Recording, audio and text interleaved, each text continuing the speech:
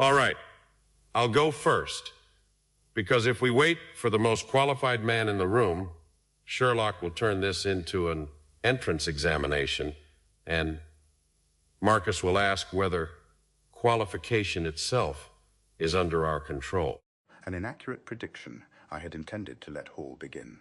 Why me? Because you have inspected the card 3 times, the empty chair twice, and each of us once. You already possess a protocol and are presently deciding whether politeness permits you to impose it. I was checking whether the instruction implied a serialization order. See? Entrance examination. And you have already enlarged an ordinary hesitation into comedy. That's different. Comedy is how you keep a thing ordinary. There is an audience member in the 5th chair. I noticed. Everyone noticed. Then let us not turn toward the chair merely because it is silent. Silence is not an invitation to scrutiny. There. That might qualify already.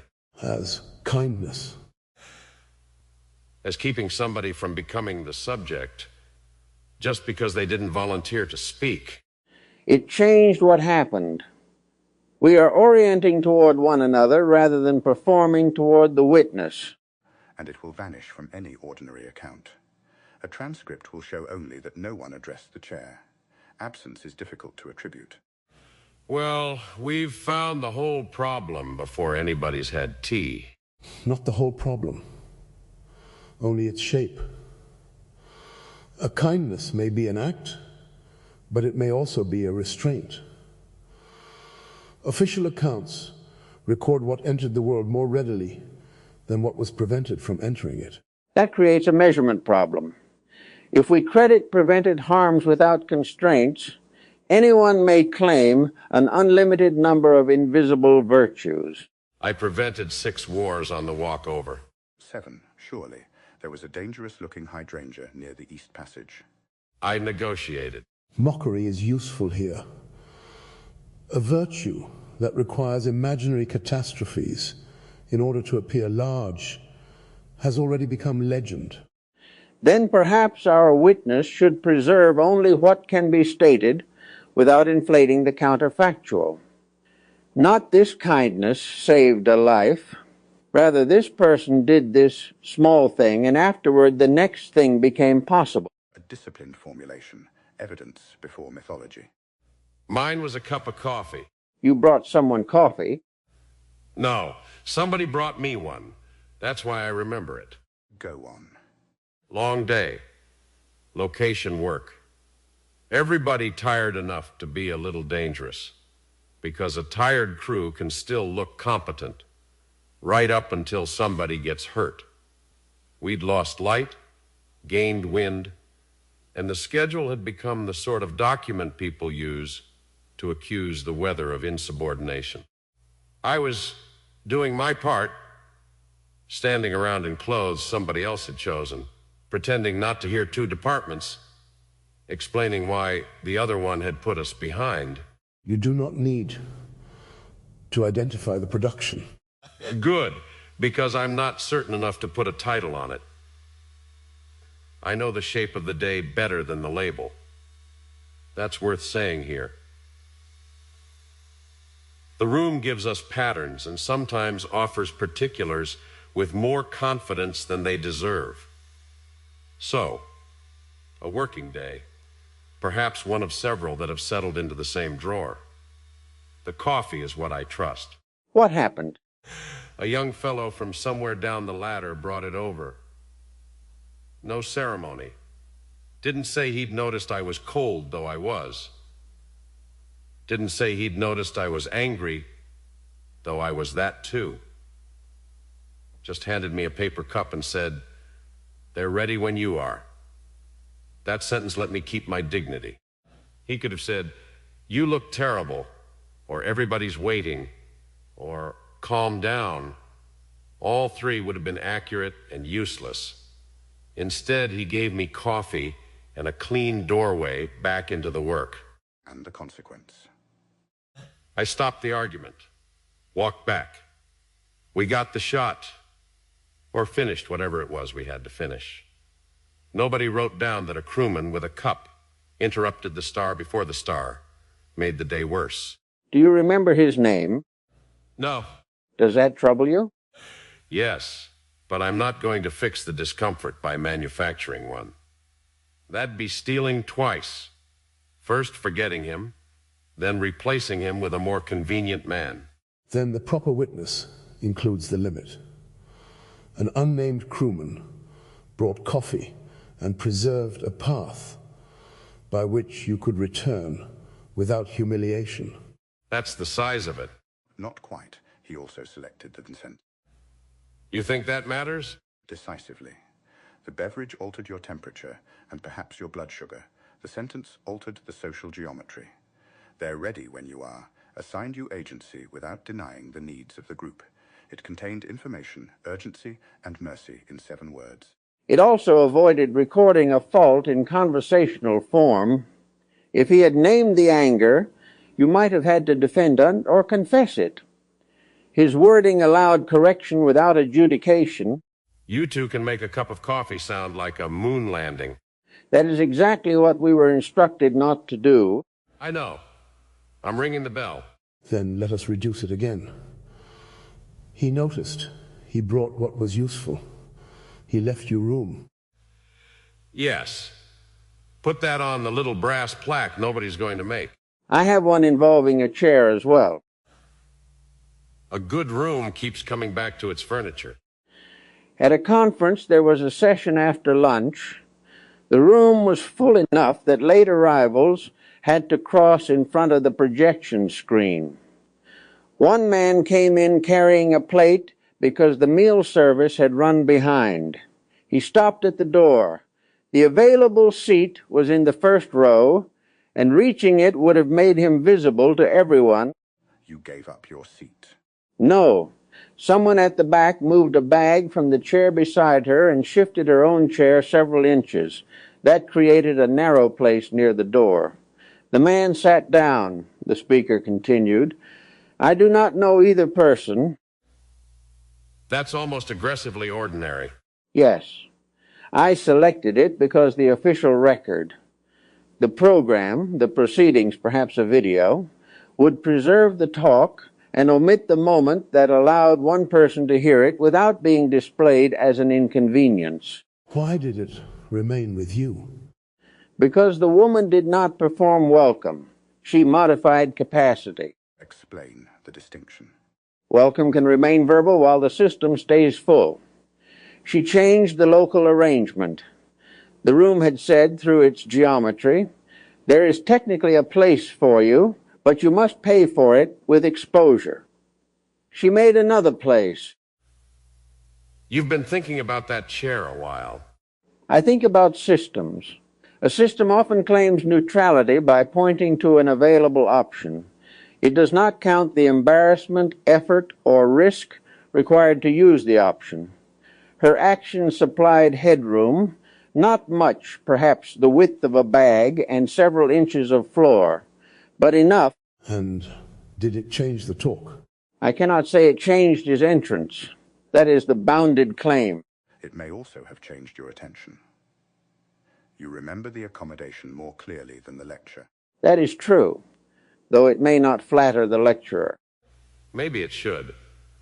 A lecture that leaves enough room for you to notice human beings isn't a total loss.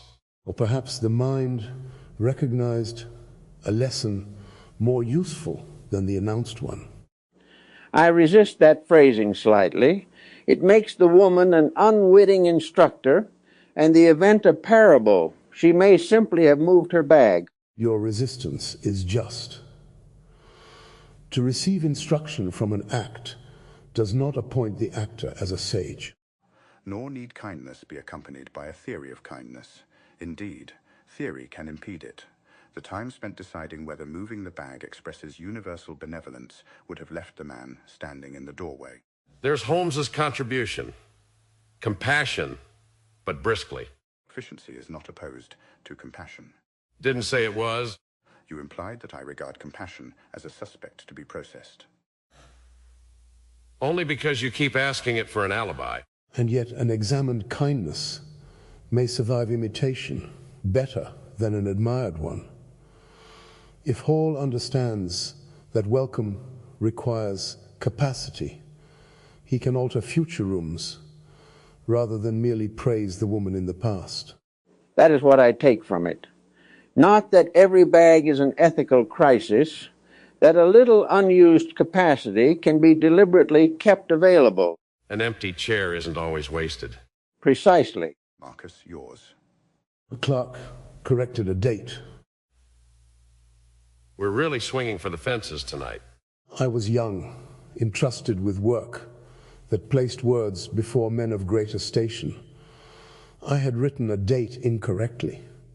The clerk saw it before the document went forward. He altered it and brought the corrected copy to me. He did not summon others. He did not preserve the error so that his vigilance might be contrasted with my carelessness. Did he tell you? Yes, privately and plainly. This date was wrong, I corrected it. Check the next copy. No flattery, no humiliation. And the official account contains the correct date, thereby erasing the labor and restraint that made it correct. Exactly. The archive testifies that the office functioned. It cannot easily testify that one man chose correction over advantage. That one I know. Half the decent work in the world looks afterward as though nobody made a mistake. Failure generates evidence.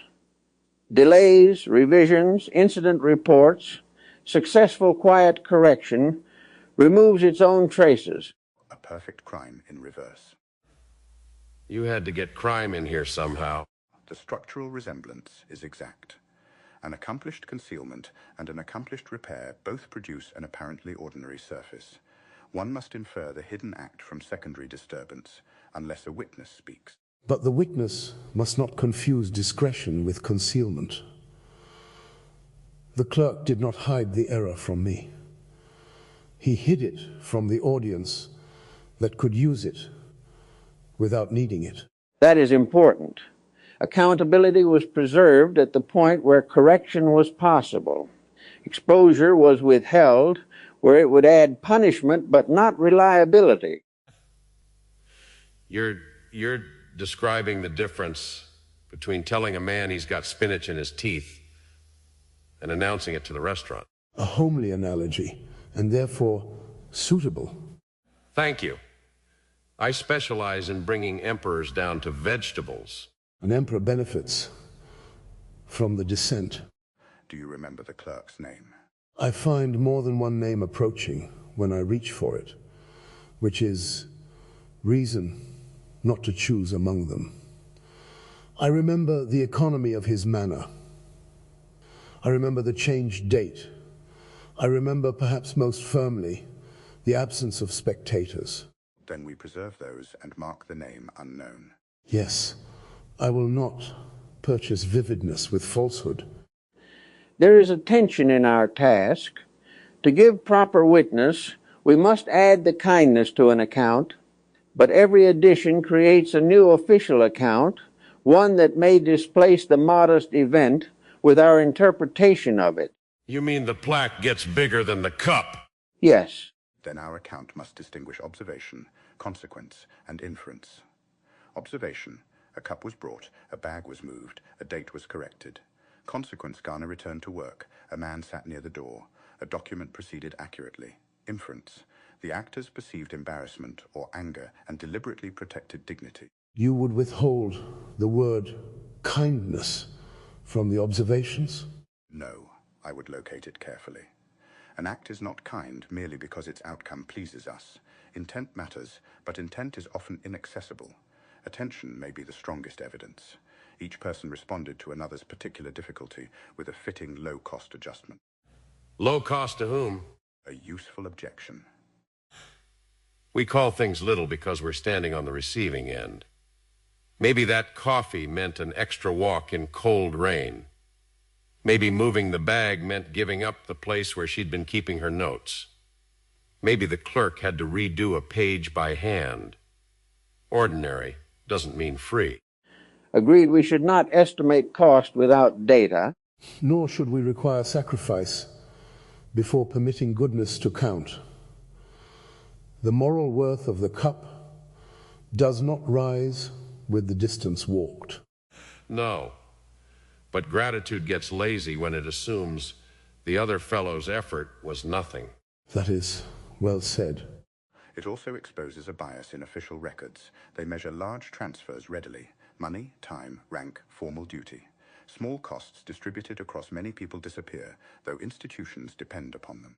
Maintenance work has that property. When it succeeds, the system looks naturally stable.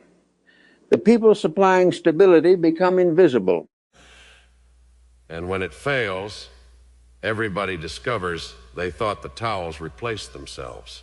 There are palaces in which the sovereign is praised for order, maintained by servants whose names the sovereign does not know. And studios, and houses, and probably detective flats. Mrs. Hudson's contributions were neither invisible to me nor small. Did you tell her? Not with the frequency hindsight recommends. Is that your example? No. It is too large a field and too vulnerable to retrospective beautification. If I said, Mrs. Hudson cared for us, I would be compressing thousands of acts into a sentimental office. She deserves better than being converted into a symbol of domestic benevolence. Then choose one act you trust. I trust a door left unlocked. Now we're back to crime. To its prevention, perhaps. I had been absent longer than expected. On returning to Baker Street at an hour when any sensible household would have secured itself, I found the inner door unlatched and a lamp left low. Beside it was a plate under a cover. No note, no inquiry in the morning. Mrs. Hudson? Almost certainly. Yet I must be exact. I did not see her leave it. The arrangement was consistent with her habits and directed toward my return. I ate. I slept rather than continuing work elsewhere. The following morning I was less foolish than I might have been. That last sentence is doing a lot of work. It is the maximum claim the evidence supports. What was the kindness? The food, the unlocked door, the lamp, or the absence of inquiry? The arrangement. Any component alone would be ambiguous. Together they formed a reception calibrated to a man who might reject overt care. The door admitted me. The lamp spared fumbling. The plate met the bodily fact. The silence allowed acceptance without negotiation. A fault-tolerant interface. Hall, I mean this affectionately. Only you could call supper an interface. It was one the arrangement anticipated several failure modes, without demanding that Sherlock declare which had occurred. I do not object to the term. Yet there is danger in admiring care, merely because it accommodates the recipient's refusal to be known. Sometimes inquiry is the kindness. Certainly. On that night, I believe silence was. You are the best witness of the reception, not necessarily of her reasons. Correct. You know what all four have in common? A small intervention preserved the recipient's agency. That too. I was going to say nobody made us say thank you on the spot. Those may be the same observation in different clothing. Maybe. Immediate gratitude can be another toll booth. Somebody helps you, then waits there with a little emotional invoice. Gratitude is still important. Sure. I'm grateful for the coffee. But if the kid had stood there needing me to understand his goodness before I could drink it, it wouldn't have been the same kindness. The cleanest assistance does not manufacture dependency upon the assister's self-conception. And yet the giver is human, not an instrument. To desire acknowledgement is not corruption. Perhaps the distinction is between acknowledgement as a welcome return and acknowledgement as a condition embedded in the gift. There you go. A thank you is good. A receipt you have to sign before the bandage comes off is something else. We should consider whether our present witnessing violates the actor's modesty. The unnamed crewman did not seek a memorial. The woman moved her bag without claiming moral authorship. The clerk excluded spectators. Mrs. Hudson left no note. To honor them publicly may seem to disregard the form of their acts. But total silence allows the official account to teach a false causal model. It says the shot resumed because professionals resume shots. The attendee found seating because rooms contained chairs. The document was correct because offices produce correct documents. Sherlock returned safely because protagonists returned. That's good. The official story makes outcomes look self-propelled. Then proper witness does not crown the actor. It repairs causality. Say more. We are not asserting that the coffee bearer was secretly the hero of the production. We are restoring a missing link. His intervention affected what followed. The scale remains local. The causal chain becomes less dishonest. That suggests a test for enlargement into legend. If the witness begins assigning the person a stable heroic identity from one act, it has exceeded the evidence. She moved a bag is sound. She was the sort of person who always made room for everyone is not. One just act does not prove a just life, nor does an unjust act contain the whole person. That second part matters around records. Once you write down somebody's worst afternoon, the file starts acting like it owns him. Record they do not contain. A dossier is useful precisely because it excludes most of a life. The error is forgetting the exclusion. Then kindness in record keeping may include preserving room for revision. And room for the person to become somebody the file hasn't met yet. How do we reconcile that with accountability? If omissions can be merciful, institutions may omit what protects themselves. By asking whom the omission serves and whether the relevant party retains access to the truth. Marcus's clerk informed Marcus who could correct his practice. Concealing the error from him would have been indulgence, not mercy. Broadcasting it to rivals would have served spectacle, not correction. So the truth should travel as far as its work requires. Careful. Powerful people always think the truth's work ends one desk before the public. A necessary warning. We need more than the actor's judgment. A record should preserve provenance and access rules. Perhaps review chosen forgetting is dangerous if it destroys evidence. Mercy need not mean erasure. Sealing differs from burning. And remembering differs from making a man wear the thing around his neck. This room began with ordinary kindness and has arrived at archives. Topic was allowed to drift. Says so right there. The drift is not accidental. All four kindnesses concern information. Each helper knew or inferred something potentially exposing: anger, lateness, error, exhaustion.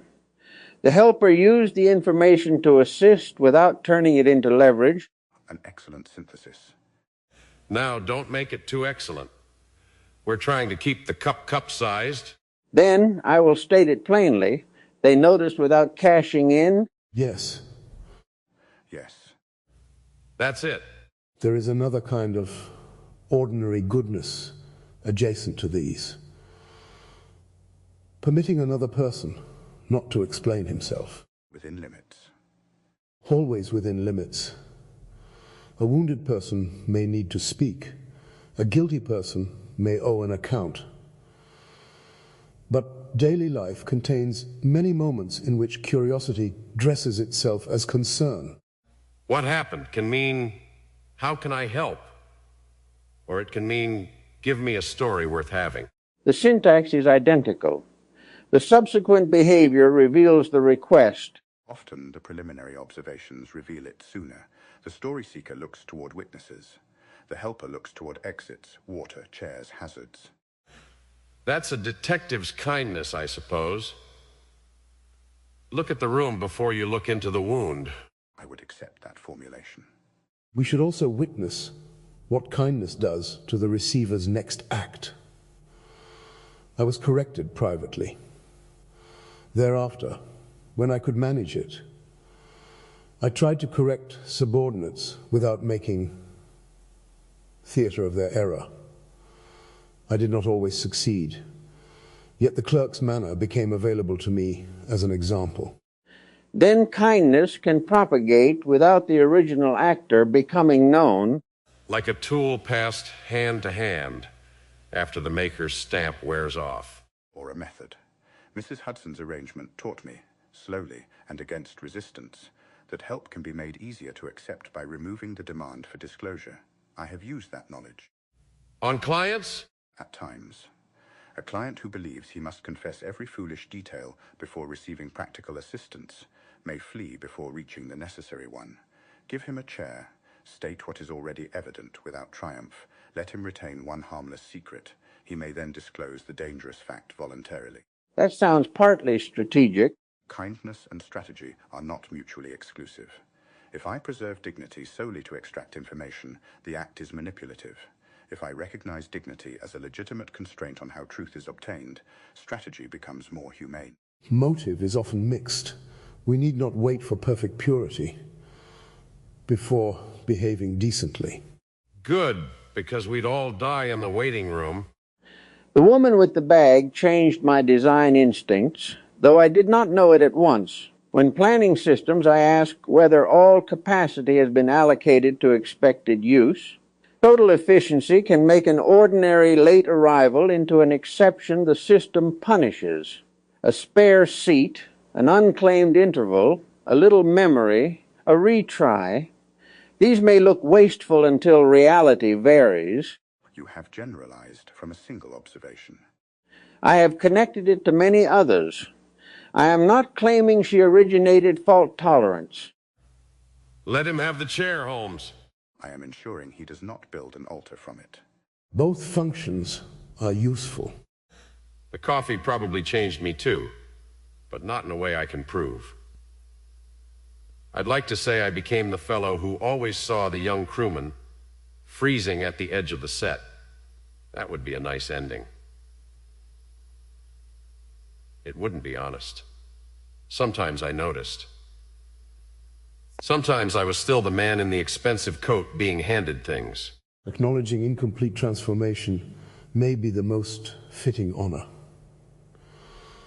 The kindness offered a possibility, not a conversion. It created a beneficial counterfactual. Another response became available. There's the machine room version. Do you disagree? I like it. A man isn't only the thing he did yesterday. Give him another move. That is also why humiliation is inefficient. It narrows the recipient's available actions to defense, submission, or flight. Whereas private correction leaves room for amendment. And the moved bag leaves room for participation. And the lamp leaves room to come home without making a speech. You see the pattern.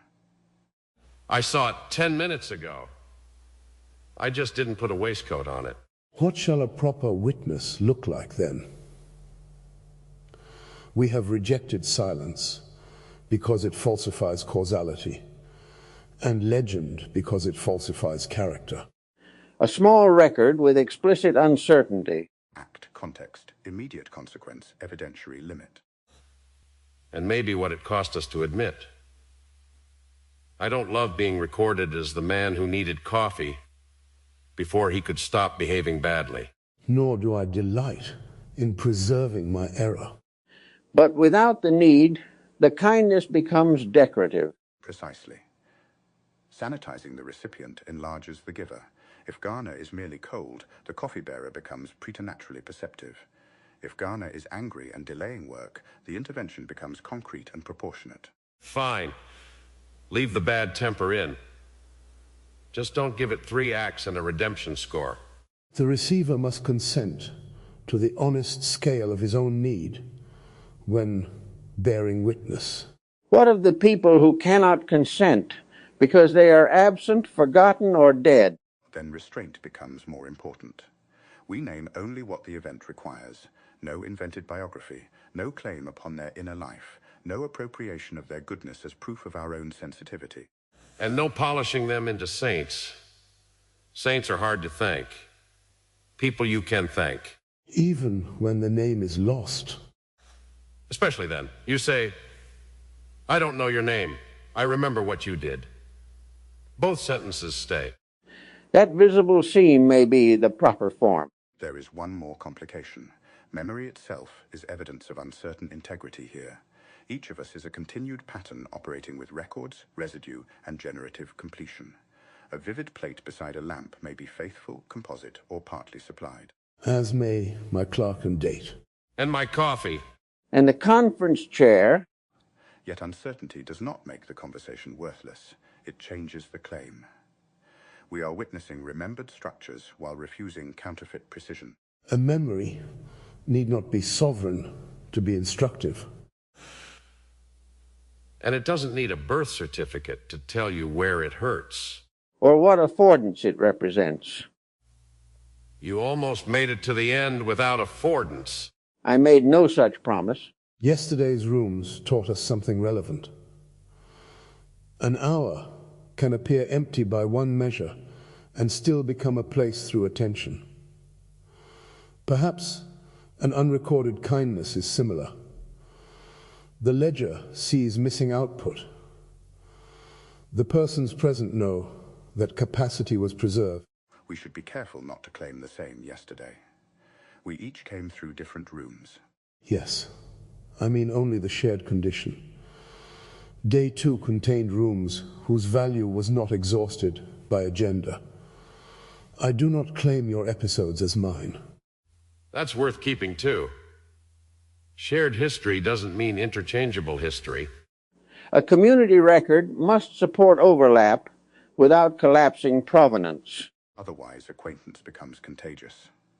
One man's memory is copied into another until the entire Polis recalls attending the same dinner. And everybody remembers ordering the fish. Then our witness tonight should remain 4 accounts, not one fabricated common memory. They become shared now because each has been told here, but only the telling is shared. The original event belongs to the speaker's uncertain history. Exactly. That may be the neatest thing, said all evening. The audience has remained silent. And we have managed, mostly, not to turn that silence into a job. The fifth chair changed the room nonetheless. Its presence made us articulate restraint. But we cannot infer the witness experience. Perhaps attention, boredom, disagreement, or simple endurance. Let them keep it. Yes, the kindness may be to end without demanding testimony. Before we end, I want the 4 records stated in minimal form. Protocol finally gets his protocol. James? On a difficult working day, I was cold, angry, and helping an argument last longer than it deserved. An unnamed crewman brought coffee and said, "They're ready when you are." I went back to work. I do not know his name or trust the production details enough to supply them. At a conference, a late man carrying a plate paused because the remaining seat required a conspicuous crossing. A woman near the door moved her bag and shifted her chair, making a narrow place. He sat. The session continued. I know neither person and cannot say what she intended. When I was young, I entered an incorrect date on a document. A clerk corrected it, told me privately, and did not make my error useful to spectators. The accurate document survived. His restraint did not enter its record. I will not attach a name I cannot securely remember. After an unexpectedly long absence, I returned at night to find an inner door unlatched, a low lamp, and covered food. I ate and slept. The arrangement was almost certainly Mrs. Hudson's, though I did not observe her make it. I believe her silence was part of the care, but that is inference. 4 little things. 4 changes in what followed. 4 missing causal links restored with limits. And no heroes manufactured. I wouldn't go that far, but no statues. No statues. No statues. Agreed. Then leave the fifth chair where it is. Somebody may need the room. From my seat in the audience, I came after 2 hours spent testing conclusions against the smallest facts that might overturn them, and found the room considering the inverse problem, how small facts may support a life while disappearing from its account. I had expected Holmes to defend evidence against sentiment. Instead, the company discovered that evidence itself may require an advocate when successful care removes the disturbance by which it might have been detected. My first anchor is Marcus's injunction. Silence is not an invitation to scrutiny. It landed before the stated inquiry had properly begun. I occupied the silent chair, and they declined to make that silence into material. I was not welcomed theatrically, interpreted, or asked to justify my presence. Their restraint demonstrated the subject. This was not mutual recognition. They did not know me. It was a courtesy addressed to the condition of being